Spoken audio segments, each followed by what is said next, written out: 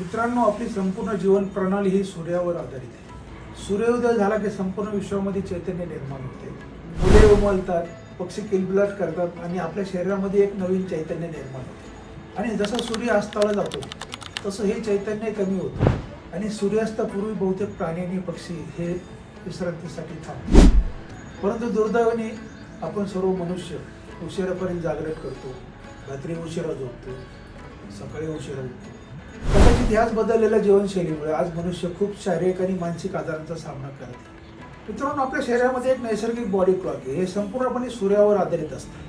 त्यामुळे आपण हे समजून घेतलं पाहिजे आणि आपण त्या गोष्टीचा सन्मान केला पाहिजे आणि त्याचनुसार आपण आपलं जीवन जगलं पाहिजे.